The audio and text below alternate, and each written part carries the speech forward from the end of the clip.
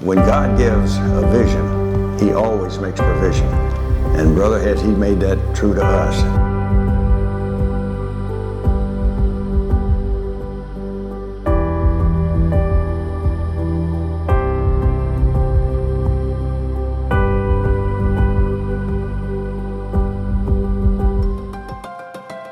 We're sitting in foster family home number 6. We wanted to be able to show you what it looked like in the process of becoming a home for foster children. When we started back in 2005, 2006, we didn't have a totally clear vision of where we were going. We just knew what we wanted to do, and that was to provide Christian homes for needy foster children. And we partnered with One More Child, which has really made the difference in us being able to accomplish what we have up until this point. We've been fostering for a year and a half now. Guardian Angels and One More Child helped us to be able to give our biggest yes right away. And they made our journey to licensing so helpful. They just always provided the greatest training and resources, and they were so efficient. They moved us quickly through the process. We've heard of it taking years for people to get licensed, and it only took us just a few months. I don't even have to mow the grass here because that's something I would normally have to say yes to, but that's taken care of for me. So I can be more of a dad to these kids. Guardian Angels and One More Child have developed a really fantastic partnership where Guardian Angels provides us with homes for families to live in, especially children in foster care who have gone through so much trauma and difficulties in their life. Their sibling bond is the most important thing that they have.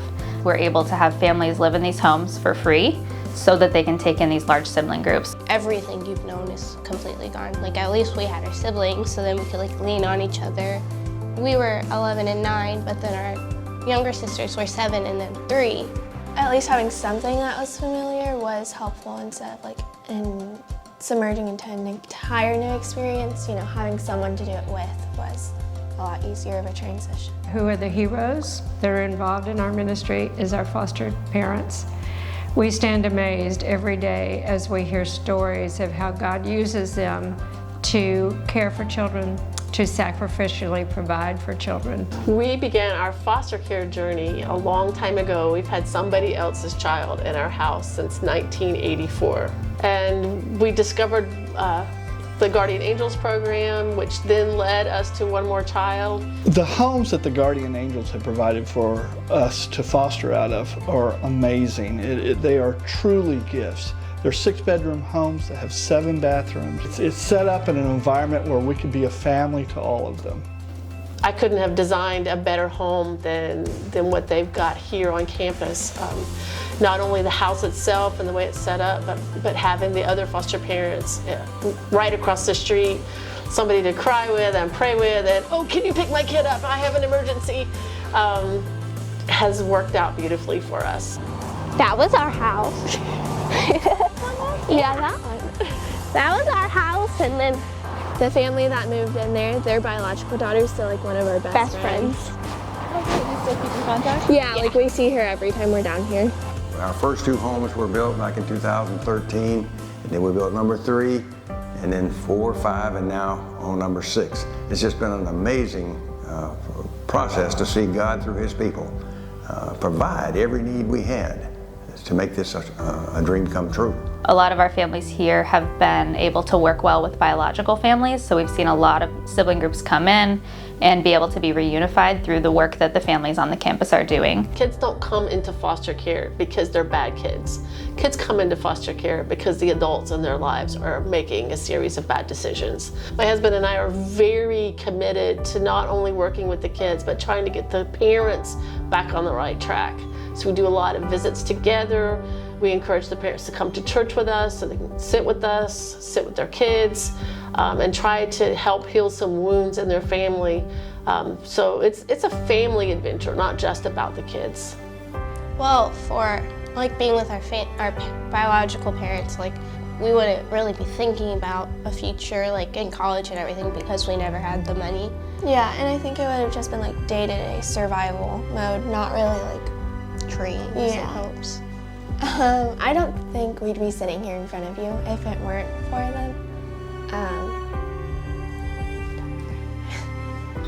And of course now with the Compassion Center, it's even better, which we didn't think was possible, but it is. It's providing not only resources for the on-campus families, but helps the other foster families in the area, meeting needs across the county. It's a gift from God and the community partners that work together to meet the needs of the families in the area. I am so thankful because when God put a dream in our hearts, we had no idea the how. So the fact that there were people that God was also speaking to that were able to make a way so that we could walk in what God put in our hearts is incredible. We've never felt like anybody has given us the minimum. We have been in tears and had so many conversations in the last year about how overwhelmed we are at the generosity of the faces that we get to see here on campus, but also the people that we know that we never know their name and we don't get to see their face, but they've said yes and they've given sacrificially. Without the guardian angels and One More Child, we would have not been able to be in a community that is Christ-led, that meets the needs of so many kids.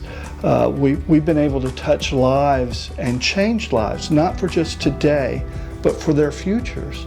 When I thought about saying yes to becoming a foster mom, I knew that I would be stepping into a world that most people around me don't live in every day. And I knew that that could be a very isolating thing.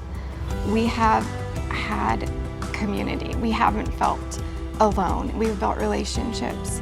And sometimes when things get hard, because we've had hard days and we've had hard times and we've had to work through situations where we have felt way in over our head, we have also felt that wraparound of love and provision to where we know it's worth it and that we're not alone. And that if we need something, somebody's gonna be there.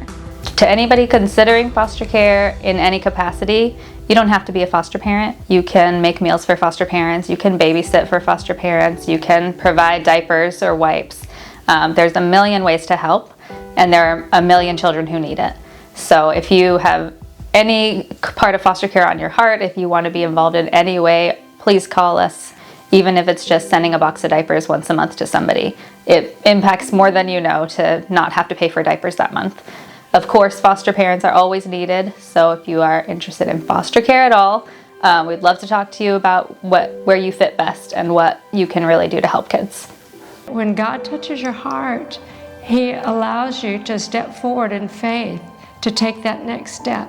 If I had known that we were bringing 5 additional people into my home, I would have said, I can't do that. How can I? And I couldn't, but God did. And what a blessing that has been to us in so many ways. So it has expanded our horizons. We never knew that this would be an opportunity to be a part of this ministry, but oh boy, are we glad we did. And we would love for other people to come and enjoy what we have enjoyed as we've taken that step of faith.